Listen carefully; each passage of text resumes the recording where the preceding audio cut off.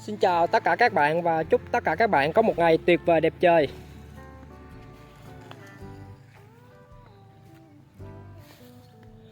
Hôm nay mình sẽ cho tất cả các bạn xem tổng quan về cái khu vực mà mình làm vườn nhé. Đầu tiên là khu vực mình ươm giống bạc hà. Đây là cái khu vực mình vừa đi qua cho tất cả các bạn xem, là khu vực mình ươm giống và mình sắp bứng ra để trồng. Vì những cái cây bạc hà này á, là ở cái khu vực của mình á, nó nóng, nên bạc hà giống mà trồng những cái cây con á thì nó rất là khó sống. Nên khi mà các bạn đem ra trồng đồng loạt á thì buộc nó phải lớn nha các bạn. Cây nó cỡ đó nó mới lớn. Còn những cái cây này nè là mình trồng trời mưa nè, nó mới sống được như vậy nè. Chứ còn không giống như lúc trước mình có trồng 300 cây giống mình mua về. Đây, cái khu vực này mình ươm 300 cây giống mà lúc mà mua về trồng luôn á, nó chết nó sống đâu được mấy chục gốc thôi các bạn. Đó, các bạn thấy đó. Ở bên cái khu này, đây là cái khu đầu tiên mà mình trồng các bạn. Đây là mình móc mương nè. Các bạn thấy hai bên là mình trồng mướp và mình giăng cước ha.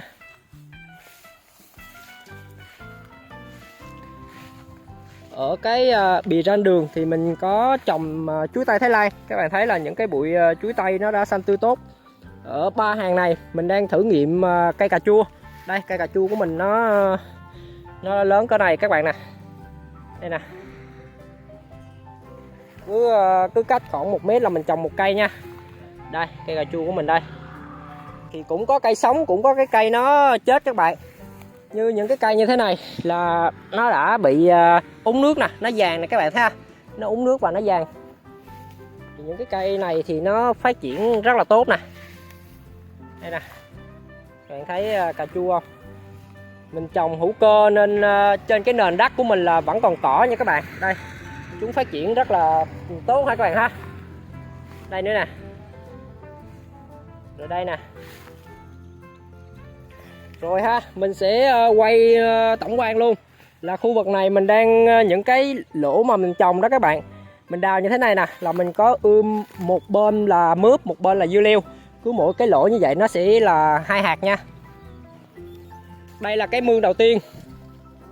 Là ở dưới mình có trồng bạc hà. Bạc hà này được gần 3 tháng rồi các bạn, từ lúc trồng đến giờ. Khi mà mới vừa móc mương á, cải tạo đất nên cái chất đất á, nó không có tốt, nó mắc hữu cơ. Và mình phải cải tạo dần dần thì bạc hà nó mới bắt đầu bắt rễ và nó lớn. Có nhiều cây thì nó chết, rồi nó sống, rồi nó chết, nó sống các bạn. Nó liên tục như vậy á. Nó không có gọi là sinh trưởng liên tục như những cái cây nè. Các bạn thấy là có mấy cái cây nó rất là lớn. Ở góc cái kia có mấy cây đó rất là lớn ha. Còn cũng có những cây nhỏ. Những cái cây này là nó chịu không nổi nắng của nhiệt độ môi trường á. Lúc mà mình trồng tháng nắng các bạn, tháng 3 á, thì nó chết. Thì bây giờ mưa rớt xuống và mình có bỏ một ít tro trấu nè. Đây nè, cái tro trấu là tro đen này nè, cải tạo đất nè, để cho cái bạc hà nó bán rễ và nó phát triển trong mùa mưa. Những cái loại này là mình thử nghiệm để mình lấy giống thôi các bạn. Chứ còn trồng trên diện tích mà bài bản lớn á, thì phải trồng có hàng có lối, ít nhất là để cho mình khi mà mình làm cỏ tủ vô gốc giống như cái này nè. Mình làm cỏ mình tủ vô gốc á, nó không có bị vướng. Cũng như là khi mà mình sử dụng máy cắt cỏ, giống buổi sáng mình có sử dụng máy cắt cỏ để mình làm chống hai cái mương này các bạn. Các bạn thấy bên đó đó. Mình mới vừa cắt cỏ xong là vào mình quay sơ sơ một ít nội dung cho các bạn xem ha. Đây bạc hà con. Đây bạc hà nè. Bạc hà con nè, các bạn thấy không? Bạc hà con kìa. Rồi những cái cây mướp đã cho thu hoạch và bắt đầu mình trồng đây này. Những cái cây mướp con bắt đầu hôm nay nó cho leo vàng này các bạn ha. Nè. Thì các bạn trồng thưa á, đa canh xen canh và học cách phát triển cỏ để làm cái chất mùn hữu cơ. Thì sau khi mà các bạn thử nghiệm giống như mình nè, mình ăn dưa leo hơn 1 tháng nay, bây giờ nó gần tàn rồi nên mình nhổ gốc luôn ha các bạn ha. Mình nhổ gốc luôn để cho những cái cây mướp nó phát triển. Và mình thu hoạch mướp giống như là những cái vàng này nè. Các bạn thấy những cái vàng này các bạn thấy là làm bằng cước ha, chúng rất là yếu. Mình đang đặt độ hơn 200 cây tre dài 3 m, 3 m, 3 m 2. để bắt đầu mình sẽ làm vàng bài bản hơn. Thì khi mà mới bắt đầu làm vườn á thì các bạn cứ làm thôi, có cái gì làm cái đó các bạn, chứ không thể nào mà chờ đến đủ. Cái này nó cong mình quăng xuống mương cho ốc bươu đen ăn nha các bạn, quăng xuống mương để cho ốc bươu đen nó ăn. Thì khi mà bắt đầu làm vườn không thể nào mà các bạn cứ làm cho nó bài bản được, tại mình là người mới, mình chưa có nhiều kinh nghiệm, thì mình cứ bắt tay vô mình thử nghiệm thôi. Một thứ mình làm một ít, một thứ mình làm một ít, rồi mình cải thiện dần. Ví dụ như mình trồng mướp trước nè, mình trồng chuối trước chứ. Mình xác định là một cái mô hình cải tạo đất, rồi bắt đầu mình trồng chuối nè, mình trồng mướp dưới gốc chuối nè. Đó, mình trồng mướp dưới gốc chuối đó các bạn. Rồi sau đó bắt đầu mình mướp nó lên á, mình kiếm những cái cây gỗ tạp. Đó, đây nè, những cái cây bữa nay nó khô luôn các bạn nè, thấy không? Cái này là nó chịu hết nổi rồi. Rồi những cái cây tùm lum nè, các bạn thấy nè, những cây tùm lum. Rồi sau đó mình kiếm cây mì. Cây mì các bạn thấy nó sống luôn nè. Mình găm xuống làm vàng mướp mà giờ mì nó lên luôn nè. Rồi bắt đầu mình mới kiếm những cái cây nó lớn hơn một tí. Những cây lớn hơn một tí, như cái cây bạch đàn này nè, các bạn thấy không? Nó lớn hơn tí. Rồi sau đó mình mới bắt đầu xen vô là trụ bê tông. Đó, thì nó có những cái quy trình như vậy. Rồi bây giờ sau khi mà cái vàng mướp này nó leo các bạn, nó leo số lượng nó nhiều rồi, thì những cái cây gỗ tạp này nó không thể nào mà chịu nổi được cái sức nặng của cái vàng mướp. Thì mình mới bắt đầu đặt tre. Tre thì hiện tại ở khu vực mình là cây 3m 7.000 một cây các bạn nha. Thì đợt giờ mình thu mướp cũng được 3-4 triệu vậy rồi. Thì bây giờ có tiền bắt đầu đầu tư vô làm cái vàng cho nó bài bản hơn. Và mình sử dụng vàng đó được cỡ 2-3 mùa. Rồi mình bắt đầu mình làm bê tông tiếp. Các bạn thấy là cái mương này hồi đó nó rất là hẹp, và mình móc, mình kêu máy móc á, mình móc và mình có thả một ít bèo xuống. Mương này mương của Thủy Lợi, nhưng mà mình thả bèo xuống và nó sống luôn các bạn ha. Thì mình sử dụng cái bèo tây và cái bèo này để mình nuôi ốc á các bạn. Thì bây giờ có cái mương của tự nhiên thì mình móc cho nó rộng ra, rồi mình lấy nó để mình nuôi bèo, nuôi ốc, để mình mình nuôi cá luôn các bạn. Ở đây những cái cây chuối tây Thái Lan, giống này đã F2 rồi nha các bạn. F1 thì mình đã cho thu hoạch rồi. Tại đợt trước là mình có về mình thử nghiệm trước, mà mình trồng chuối thôi, sau đó mình trồng dừa. Rồi sau một cái vụ cháy như những cái nội dung mình quay cho các bạn xem đó, nó cháy hết. Thì sau đó mình mới xác định là đó còn sót lại cây dừa cháy các bạn. Mình xác định là mình sẽ cải tạo lại, và mình thương lượng với chủ đất thì họ cũng đồng ý. Sau đó là bắt đầu mình mới dọn dẹp. Rồi đó, cái đám này là trồng thanh long các bạn. Rồi bắt đầu mới dọn dẹp, móc trụ, móc đồ, ban, đào ao. Đây, nhiều bạn nói là không thấy vườn rừng mà không thấy cây rừng. Đây, gỗ tự nhiên luôn nha các bạn. Đẹp không? Có mấy người vô hỏi ở đây á, họ bảo sao không chặt đi mấy cái cây gỗ tạp, cây tạp, cây rừng. Mình nói trời ơi, kiếm mấy cây cho nó đẹp. Có bướm luôn các bạn thấy bướm nó bay không? Đó, có bướm, có đồ bay luôn. Rồi mình nói mình làm theo cái mô hình hữu cơ, vườn rừng để cỏ. Rồi họ thấy kiểu như là thấy lạ đó. Thường làm vườn, làm đồ là người ta sẽ tuốt cỏ, dọn bài bản hết. Còn mình làm giống như một cái mớ hỗn độn vậy á. Các bạn thấy những cái nội dung đầu tiên mà mình làm, cắm mấy cái cây không ra gì hết. Nhưng mà khi mà mình bắt đầu có thu hoạch, bắt đầu mình thiết kế bài bản hơn, bắt đầu mình phân ra từng khu, chuối mình nó lớn, mướp mình cho thu hoạch. Rồi những cái sản phẩm mà mình quanh đây á, mỗi người á mình tặng 1-2 kg dưa leo, rồi mướp đó, dưa gang các bạn nè. Đây là những cây dưa gang nè. Đây, dưa gang nè. Đó, dưa gang nè. Thì họ ăn á các bạn, họ thấy có cái độ giòn, độ ngon, rồi nó lại có một cái gì đó hương vị lạ, nên họ lại chấp nhận cái sản phẩm của mình. Và hiện tại trên chợ khu vực mình là nghe nói sản phẩm mướp hương của mình là rất là chạy hàng nha các bạn. Đem bao nhiêu là hết bấy nhiêu luôn. Sáng ra chợ hỏi còn mướp em, mà sao cái mướp của em nó đẹp lắm, nó không có giống như mướp của người ta. Mình mới cười thầm trong bụng, mình biết gì không các bạn? Đúng rồi, mấy trái mà xấu á, mình tiễn mình quăng xuống mương cho ốc ăn hết rồi, lấy đâu nữa mà xấu. Thì tàn mướp thẳng với mướp đẹp thôi. Đây, cái khu vực này là mình đang làm giống nè. Mình đang làm giống chuối tây. thì có anh ảnh đặt là 1.000 bụi trên hàm cằn. Thì nếu mà ảnh bứng á, thì mình lấy 10.000. Còn nếu như là mình bứng á, thì mình lấy 12.000 mỗi cây nha các bạn. Đây mình đang làm giống. Thì cái cách làm giống mình có phương pháp nhân giống và làm giống thì mình có quay trên kênh rồi đó. Các bạn cứ lên đó xem nha. Mình thì có 2-3 kênh là các bạn cứ lên tìm, mình cũng không biết mình đăng trên kênh nào nữa. Thì những cái bụi như thế này nè, các bạn bắt đầu bứng những cái cây như thế này ra, nó đúng tiêu chuẩn mới bứng nha các bạn, chứ không phải cây nào cũng bứng được đâu. Như cỡ này nè là bắt đầu bứng nè, đẹp nè, không? Rồi các bạn thấy mình sắt ở gốc ở dưới không? Những cái cây mà không đủ tiêu chuẩn là mình sẽ chặt gốc nha, để khi mà mình bứng những cái cây này nè, mình bán giống xong nè, những cái cây kia nó lớn là bắt đầu mình sẽ bán dần.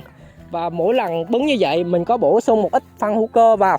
Đó, như các bạn thấy đó, những cái mà mình làm giống á, mình làm theo cái phương pháp bài bản đàng hoàng luôn nha, có rút kinh nghiệm, có học hỏi nhiều cái nó kết hợp lại các bạn.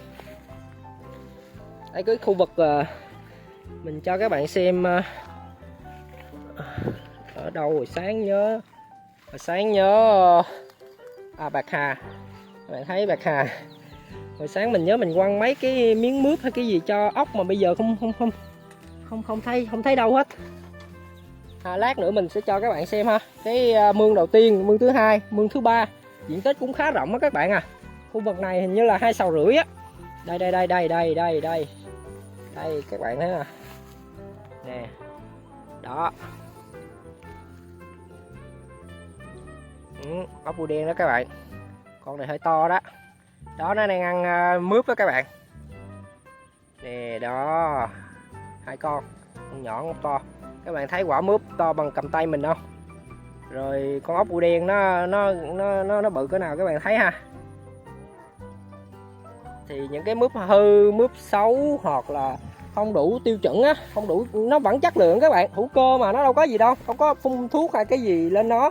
Nhưng mà đều mình phải kỹ, mình phải chọn lọc đàng hoàng. Tại cái lượng khách hàng của mình phải, sản phẩm của mình phải đẹp nè, sạch nè và giàu hàm lượng chất dinh dưỡng và vitamin nha, mình mới đưa ra thị trường.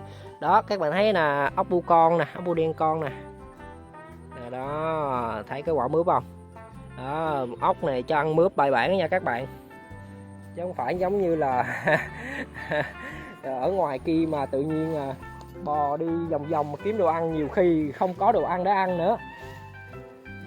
Cái vàng này các bạn thấy nó sụp luôn rồi, mà thấy nó chịu không nổi á, nó chịu không nổi với cái sức nặng của mướp. Các bạn nhìn vậy thôi, cả dây, cả lá, cả trái thì số lượng mà nó lên tới cỡ 30 đến 40 trái thôi là cái sức nặng của nó gần 4-50 kg. Nhưng mà cây gỗ tạp thì các bạn biết rồi, sao mà nó chịu nổi mà cái sức 4-50 kg nổi.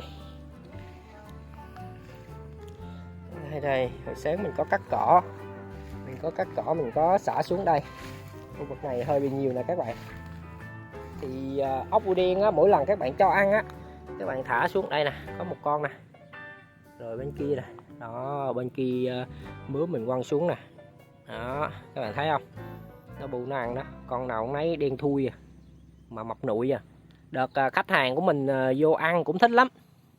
Mà cái lượng ốc này nó ăn kinh khủng lắm các bạn à. Có bao nhiêu mướp hư, mướp không đạt chất lượng, mướp bị sâu nó đục á, rồi những cái trái nó không thẳng, rồi những cái trái đầu to đít teo là do thiếu chất dinh dưỡng á, mình đều quăng xuống hết. Quăng xuống là ốc nó ăn hết. Nó ăn mà ăn với cái tốc độ còn nhanh hơn mình ăn nữa các bạn. Các bạn thấy một cái vàng đơn giản như thế này nè, các bạn thấy trái không? Đó, trái nè. Đó, hồi sáng là mình đã cắt những trái lớn rồi nha. Các bạn thấy không? Trái đó. Nhiều người bảo trồng thế này không có kinh tế, nhưng thật ra là họ chưa trồng, họ chỉ nói thôi, chứ còn khi mà các bạn trồng rồi các bạn mới biết kinh tế không nha. Làm hữu cơ thì thời gian đầu thì nó hơi cực, vì cái kinh nghiệm làm hữu cơ nó rất là khó các bạn. Các bạn thấy đó, nó khó thời điểm mà mình mà các bạn thấy cái lá mướp không? Các bạn thấy cái nón của mình nè là cái lá mướp nè, cái nón của mình là cái lá mướp nè. Đó, các bạn thấy rõ ràng ha. Phân hóa học ít khi nào mà nó bự cỡ này lắm. Các bạn thấy cái lá mướp nè, 10 lá như một luôn. Thì bởi vậy nó mới cho trái nè, các bạn thấy trái không? hơi chói các bạn. Đó, trái nó đó, cái lượng trái nè, đã cắt hồi sáng rồi mà cái lượng trái còn rất là nhiều luôn. Mình chui vô đây đi ha.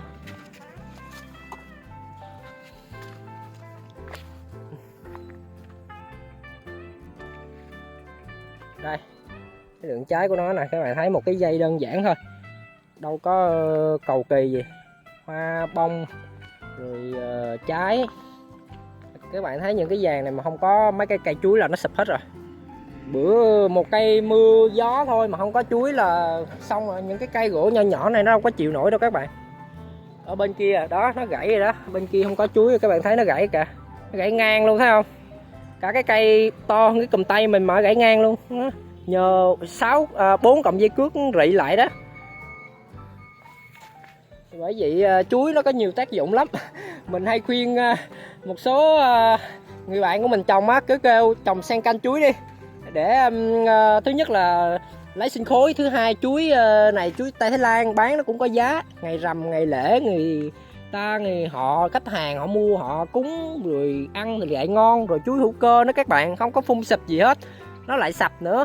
Đa số trong các loại nông sản là chuối rất là sạch luôn các bạn, trừ chuối xuất khẩu ra nghe. Chuối xuất khẩu thì người ta vẫn phun một số lượng nhất định vì người ta trồng cái mật độ độc canh dày á các bạn. Còn như mình trồng thưa như cỡ này thì không cần phải gì hết, thậm chí là khỏi cần bỏ phân hữu cơ luôn, nó tự tổng hợp luôn các bạn. Khu vực này thì mình có kiên cố một số trụ bê tông, các bạn thấy không, trụ bê tông. Thì sau này bắt đầu nó về những cái cây như thế này nè, những cái cây tre nó cỡ này nhưng mà nó không có cháy đen như cỡ này nha các bạn. Cái này là do mình làm vàng á nên nó cháy, là do cái ở ngoài kia nè các bạn thấy nè. Bữa mùa nắng đó, nó nóng nó cháy á, bắt đầu mình cứ ra đó mình chặt những cái cây này nè, mình về mình cắm, kiểu như là có cái gì làm cái đó các bạn, chứ không có chờ đến đủ mới làm. Để chờ đến đủ mới làm biết khi nào mà đủ được, đúng không các bạn.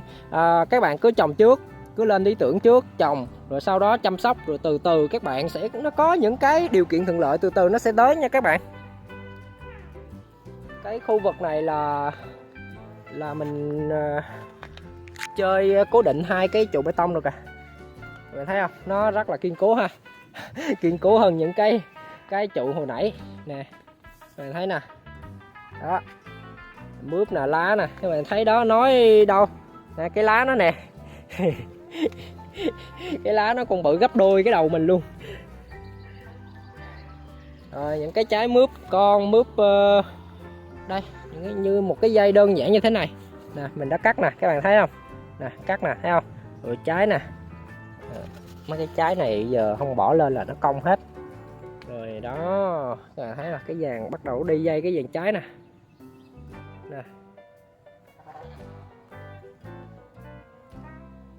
Bắt đầu cái vàng trái nè, các bạn thấy nó đi không, bông trái rồi qua bên đây đó.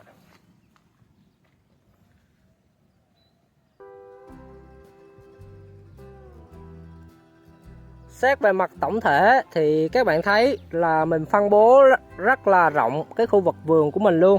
Thì gồm có khúc đầu tiên là mình sẽ xác định là để không, rồi đến 2 hàng mương, rồi 3 hàng mương, 4 hàng mương, 5 hàng mương, 6 hàng mương, 7 hàng mương và 8 hàng mương nha các bạn. 8 hàng mương thì sẽ phân ra từng cái khu vực khác nhau, và mỗi loại á mình sẽ sử dụng mướp và chuối để cải tạo đất và làm vàng như các bạn thấy. Thì đầu tiên làm cái gì cũng phải có thu nhập, đúng các bạn. Các bạn bỏ phố về quê lập nghiệp hoặc là ở thành phố làm việc cũng vậy. Nếu mà các bạn không có thu nhập thì làm sao mà mình có thể duy trì được cuộc sống và đam mê của mình được. Mà đam mê mà không có thu nhập, không tạo ra tiền á, nó nản lắm các bạn, nản cực kỳ luôn. Thời gian đầu mới về làm á, ai cũng nói mà mình làm điên khùng, rồi sao mà làm như thế này, làm gì có hiệu quả kinh tế, rồi làm như thế này giống như là thu tiền lẻ vậy các bạn. Thì một ngày bán mấy chục ký mướp thu được 200-300 ngàn thì cũng giống như thu tiền lẻ vậy á. Nhưng mà đều tiền lẻ này nó sẽ gia tăng dần theo thời gian nha các bạn. Các bạn càng làm nhiều, các bạn càng có nhiều kinh nghiệm, đúng không? Các bạn càng thử nhiều cái mô hình thì các bạn càng rút ra được nhiều cái phương pháp. Và khi mà các bạn có nhiều nguồn thu nhập, ví dụ như chuối nè, mướp nè, dưa leo nè, bạc hà nè, rồi cà chua mình đang thử nghiệm nè, đó, rồi sau này mình mở rộng cái diện tích của mình nữa, thì từ cái số tiền lẻ 200-300 mỗi ngày hiện tại đi, nó sẽ lên 300, 400, 500, 600, đúng các bạn. Chứ còn mà nếu mà mình bỏ phố, mình về quê để mình kiếm một cái công việc khác mình làm cho đỡ áp lực, thì mình khuyên các bạn là không nên về. Tại làm ở đâu cũng có áp lực hết các bạn à. Không có áp lực này thì cũng có áp lực khác.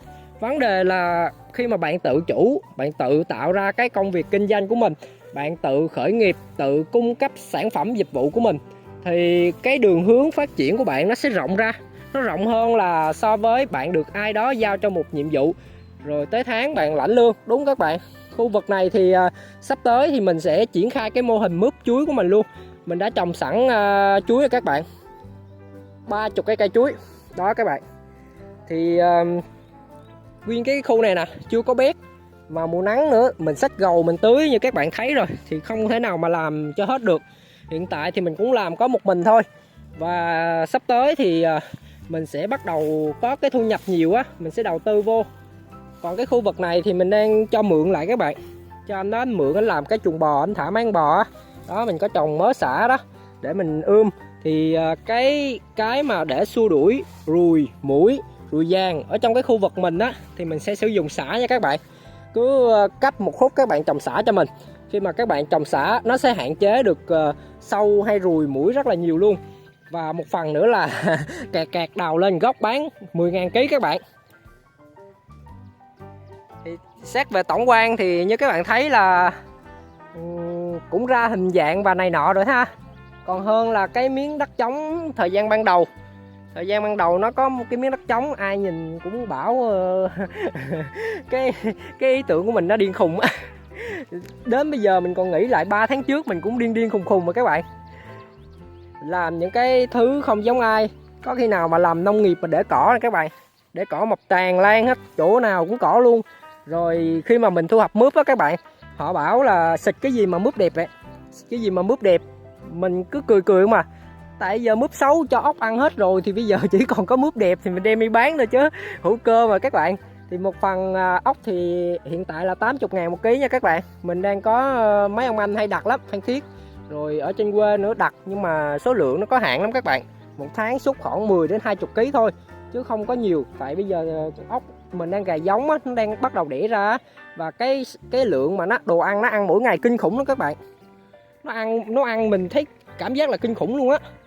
Ở khu vực này là các bạn thấy là những cái cây gỗ tạp nè, mình làm cá trứng cá nè, mình chưa có thời gian mình giăng dây cước mình làm, tại mình còn đi làm bên ngoài nữa các bạn.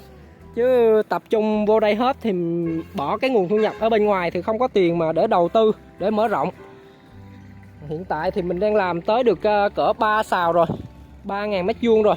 Còn một cái khu vực rộng bên đó cũng tương đương với khoảng 3 sào đó, là mình mới bắt đầu trồng chuối nha các bạn thấy á. Những cái cây chuối đó nè, chuối nè, bắt đầu chuối nó lên đọt các bạn. Thì sau này mình sẽ triển khai sau ha. Khi nào triển khai thì mình sẽ quay cho các bạn xem ha. Sáng mới vừa cắt cỏ. Cái mương này mình cũng nuôi ốc bươu đen đó các bạn. Đó, con ốc bươu đen à. Đó, nó đó. Ở đây có con ốc con nè. Đây con ốc bươu đen con nè các bạn. Đó. Thấy không? Đó nó đang di chuyển đó. Đó các bạn, đó nó đang di chuyển đó. Coi khu này trên kia các bạn thấy đó, hai trái mướp đó, hai trái mướp đó các bạn thấy không? 2 khúc mướp mà sáng, mà cái này là sáng mình quăng xuống á, mà nó mới vừa ăn luôn các bạn thấy nè. Đó, mướp tươi luôn nha, mướp hữu cơ, sáng mới vừa quăng xuống luôn. Tại mình đi thu hoạch buổi sáng á, cái trái nào mà mình cảm thấy nó hơi cong rồi nó dị tật rồi nó bị ruồi vàng chích á, là mình quăng xuống cho ốc ăn hết các bạn. Mình không có để những cái sản phẩm đó ra thị trường. Đồng ý là hàng hữu cơ nó sạch, nó sẽ ngon hơn đa số 70% mình tự tin ở trên thị trường. Nhưng mà mình cung cấp một cái sản phẩm nó phải đi cùng với cái thương hiệu của mình. Không vì một số ít tiền mà mình lại cung cấp cho người tiêu dùng, người bán mối bạn hàng của mình những cái sản phẩm mà nó lại không có đẹp nha, nó phải chất lượng mà đẹp nữa. Cái tiêu chí của mình là vậy, phải rẻ nè, chất lượng nè, mà phải mẫu mã đẹp nữa nha, tốt cho sức khỏe của người canh tác là mình và người sử dụng luôn, khách hàng của mình và mọi người. Nhưng các bạn thấy đơn giản, này là một cái vàng mướp nè, đang còn cây trứng cá gỗ tạp nè, rồi cây che cháy mình chặt ở ngoài kia mình giới thiệu các bạn á. Đó, mình văng dây cước ở trên, mình coi thế, sáng hình như cắt được 2 trái bụi này á, các bạn thấy đó, ở ngoài kia đầu trái nè, nè đó, các bạn thấy không, cái lượng trái nó nè, đó, rồi cái lượng trái nó ở trên nữa các bạn thấy không, đó, nhìn vậy thôi nha, chứ mà tiền không đó các bạn. Nhiều người bảo trồng tạp có kinh tế không, đó mình quay cái lượng trái cho các bạn xem á nè. Những cái trái này là nó ấy rồi nè các bạn, những cái trái này là nó bị thiếu chất dinh dưỡng. Các bạn thấy cái vàng như vậy mà mười mấy trái thì sao mà nó đủ chất dinh dưỡng nó nuôi.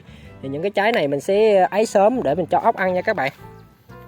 Đó, rồi song song với trồng là các bạn thấy nè, cái này vàng này nó sẽ cho thu khoảng 2 tháng nữa nó mới tàn nha. Rồi các bạn thấy nè, mình mướp con đã lên nè, tại mình trồng với cái khoảng cách nó rộng á, nè mướp con lên nè. Rồi cái này là mướp chung nha các bạn, cái này là mướp chung chứ không là có nghĩa là trên cái mảnh này là mình gieo ba đợt rồi đó. Đây nè, mướp chung bắt đầu nó cho trái bói nè các bạn thấy không. Rồi nè, cái loại nó hơi lớn tí nữa nè, thấy các bạn không, cứ cách 10 ngày là mình gieo một bị của nó hình như là 40 mấy hạt á các bạn à. Thì cứ cách một ngày là mình 10 ngày chứ là mình gieo, bởi vậy là mình sẽ có cái lượng mình thu hoạch liên tục luôn, không đứt nha. Rồi ở dưới đây bắt đầu mình mới triển khai gieo nè, mà dưa leo và mướp nữa nè. Các bạn thấy những cái lỗ gì đó, đây nè, này dưa leo lên nè các bạn nè, đó cây dưa leo đó. Bên kia là mướp mà mướp chưa lên. Đó, mình triển khai từ từ vậy các bạn. Bên này là có 1 hàng nè, 2 hàng, 3 hàng, 4 hàng các bạn. 4 hàng tặng ra ngoài kia luôn là mình đã bắt đầu gieo hạt. Và không phải là mình gieo một lần đâu các bạn nha, là có nghĩa là cái hàng đó với là cái hàng bì này gieo cùng lúc. Rồi cái hàng này cách 10 ngày, rồi cái hàng này mới gieo hồi sáng nè, hồi sáng mới cuốc nè các bạn nè, mới gieo hồi sáng luôn. Là cứ cách 10 ngày là mình sẽ gieo, mình sẽ giãn cách ra để cho mình có thời gian để mình làm việc nè, rồi mình có thời gian để cái cây nó gối đầu nó phát triển á các bạn. Chứ khi mà tập trung chợ mà các bạn tập trung quá ăn một lần, rồi những lần sau các bạn lại nghỉ thì nó lại phí cái thời gian đó đi. Thì bởi vì mình phải nghĩ cái cách để mình giãn cách ra. Và cái nguồn thu của mình á, nó có liên tục nha các bạn. Các bạn làm cái gì cũng phải có cái dòng tiền. Cái dòng tiền nó rất là quan trọng. Cái dòng tiền ra vô mỗi ngày á, các bạn lớn mạnh hay không á, ở cái công việc làm vườn và cái ước mơ của các bạn á, thì phải để ý đến cái dòng tiền nha. Nếu mà các bạn khởi nghiệp mà cái dòng tiền của các bạn mà không ra vô, bị đứt á, bị đứng lại á, thì nó rất là nguy hiểm. Và các bạn dễ có cảm giác nản và bỏ cuộc lắm. Bởi vì người ta hay nói câu là lấy ngắn nuôi dài là vậy. Lấy ngắn là trong ngắn hạn cái dòng tiền của các bạn nó có thể xây dòng được, nó đẻ ra tiền được. Ví dụ như là mình chi phí mình đầu tư mướp hết 500.000 tiền giống, thì bây giờ mình bán được 4 triệu. Mà mỗi ngày nào mình cũng thu, bây giờ sản lượng càng ngày càng tăng. Rồi bạc hà nữa các bạn thấy, những cái bụi bạc hà mà mình trồng đầu tiên á, để mình lấy giống á, bắt đầu nó nhiều nè các bạn thấy không. Này 3 cây nè, 4 cây luôn. Này 4 cây thì mình sẽ bứng ra ha, bứng ra mình chừa lại một cây nha, cứ bứng ra là chừa lại một cây, là bắt đầu mình sẽ ươm hết cái khu vực này ra là bạc hà. Thì sau này mình sẽ có cái nguồn thu từ bạc hà nữa các bạn. Mướp thì dao động tầm 5.000, 6.000, 7.000 cũng có. Rồi tùy tháng tùy mùa, có khi nó lên tới 10.000, 12.000 cũng có. Thì cái vàng của mình thì nó thu liên tục. Và dự cỡ 1 tháng nữa thôi, mình dao động cỡ 1 tháng nữa thì cái sản lượng mỗi ngày nó sẽ lên tới phải ít nhất gần 1 tạ nha, 1 tạ mỗi ngày nha các bạn. Đó là cái chắc chắn là được luôn á, chứ không phải là mình nói ngoa nữa. Rồi bắt đầu cỡ 1 tháng rưỡi nữa bạc hà của mình bắt đầu cho thu hoạch. Những cái cây lớn nha, chứ không phải những cái cây này nha các bạn. Mấy cái này mới trồng thôi. Và xen ở giữa bạc hà là mình có gieo một hạt dưa leo nè, các bạn thấy dưa leo không nè, dưa leo nó lên nè.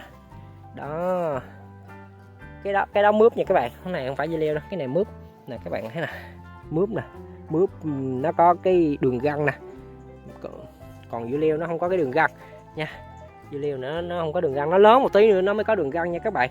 Và lá dưa leo thì nó dài hơn ha, nó dài hơn. Lá mướp thì nó tròn, nó bầu bầu đó, thì làm riết rồi cũng phân biệt được các bạn.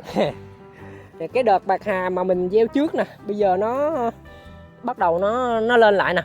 Mình tưởng nó chết hết rồi chứ đó, các bạn thấy là nó lên lại lúng phúng đây nè, đó bắt đầu nó lên lại lúng phúng nè, nè bạc hà nè, các bạn thấy nè, đây bạc hà con nè, con lá bắt đầu mình tưởng nó chết rồi, ai ngờ nó lên lại. Thì đây nè, đây nè, đây các bạn. Đây đó, nó lên lại được, là mừng rồi đó. Đây đó. Thì bắt đầu cái bạc hà của mình á, nó cho thu hoạch là cỡ 3 tháng nữa đi. Những cái loại nhỏ nhỏ này nè, các bạn thấy đó, những cái loại nhỏ nhỏ đó bắt đầu nó cho thu hoạch tặng lúc vô tăng kia nha các bạn. Thì khoảng chắc cái này chắc không được cỡ 600 mét rồi các bạn, cỡ 600-700 mét chỉ bạc hà vậy thôi. Thì mỗi ngày mà mình cắt được giá bạc hà hiện tại khu vực mình là 9.000 nha các bạn. 9.000 thì mỗi ngày mà cắt được 30 kg thôi là thấy cũng có phần vô một khúc rồi đó. Rồi cộng với mướp, rồi cộng tới những cái khu vực mình triển khai mở rộng, rồi mình lại tiếp tục theo cái mô hình, cái nào hiệu quả là mình nhân ra các bạn. Các bạn làm bất cứ một cái gì cũng vậy, khi các bạn cảm thấy nó hiệu quả, nó đúng với cái mong muốn của các bạn, nó đúng với cái kế hoạch của các bạn, đúng không, thì mở rộng nó ra thôi. Lúc trước thì mình cũng trồng tràn lan lắm, mình thử nghiệm mà dưa leo còn sót lại bụi nè các bạn nè, còn sót lại bụi tính phá rồi, nhưng mà này các bạn, dưa leo hữu cơ nè, tính phá rồi đó mà thấy thôi còn bụi để ăn chơi cho vui. Đây này, cây chuối hột các bạn, chuối hột nha, chứ không phải chuối tây Thái Lan đâu. Bên kia cây nữa kìa, được mấy cây á, chuối hột để lấy búp bao tử các bạn, hoặc là mình lấy trái cũng được, cũng được khá các bạn à. Mà cái loại cỡ đó là mình bứt non gì mình bán mới dễ nha các bạn. Cái loại già thì 6.000 kg, với loại non đó thì 12.000, giá gấp đôi tại nó nhẹ ký hơn á. Ở đây như các bạn thấy nó vẫn, mướp của mình nó vẫn bị khảm nè, nó bị khảm nè, do bọ chỉ nè, nhưng mình không có phun xịt gì là bị nè. Những cái này nhiều bạn hỏi là làm sao để phun để giải quyết, thì mình nói là cứ để vậy thôi. Nếu mà nó ít á, nhiều thì các bạn nhổ đi, còn ít các bạn để vậy. Tại mình có nuôi ốc á, thì những cái trái mướp thì mình không bán đâu, nó sẽ bị dị tật nha các bạn, nó không được thẳng như những cái trái này. Những cái cây này là nó bắt đầu nó bị nè, những cái trái này nó thẳng nè đó, thì những cái trái này mình sẽ bán ra thị trường. Còn trái nào cứ cong vèo là mình cho ốc ăn hết, mình không có để cái loại đó thì nó ra thị trường, nó ảnh hưởng đến uy tín và cái thương hiệu mà mình xây dựng nữa các bạn. Thì đó là sơ qua về cái quá trình làm vườn của mình, cũng như là những cái diện tích mà mình sắp mở rộng, để quay cho một số bạn xem.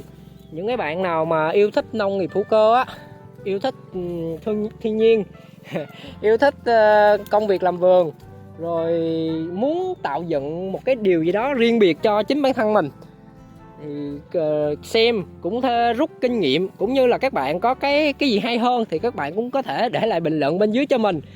Thì mình luôn luôn tiếp thu kiến thức, luôn luôn học hỏi, luôn luôn áp dụng những cái điều mà mình học được vào cuộc sống, vào cái quá trình trải nghiệm của mình. Chứ mình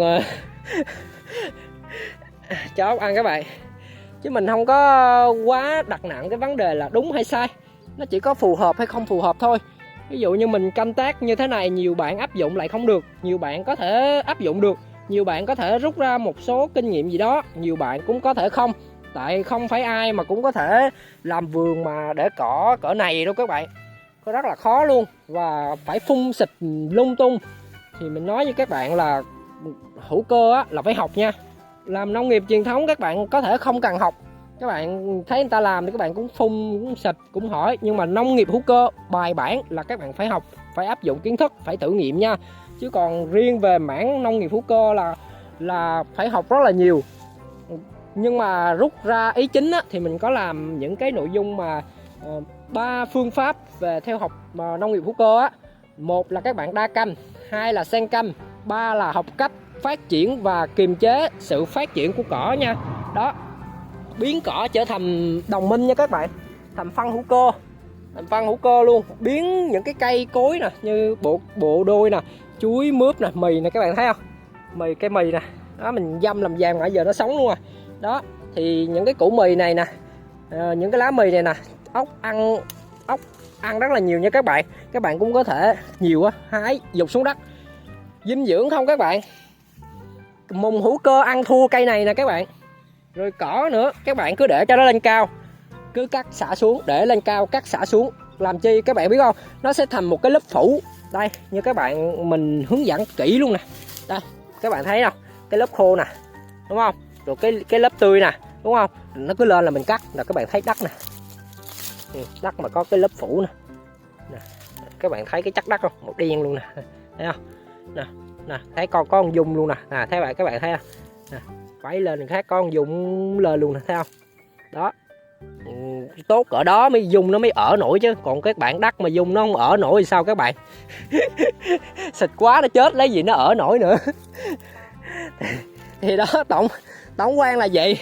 Cuối cùng thì mình xin chúc cho tất cả các bạn có niềm đam mê với nông nghiệp hữu cơ, có niềm đam mê với thiên nhiên, với những cái cây cối, thích trồng cây, yêu thích những cái sản phẩm sạch, sức khỏe của mình, và tạo ra giá trị cho cộng đồng, luôn vui vẻ, nhiều sức khỏe, nhiều động lực, nhiều trải nghiệm và quyết tâm theo đuổi ước mơ của mình đến cùng. Chào và hẹn gặp lại tất cả các bạn trong nội dung tiếp theo. Và nếu mà thấy hay nhớ chia sẻ và nhấn like cho mình nha.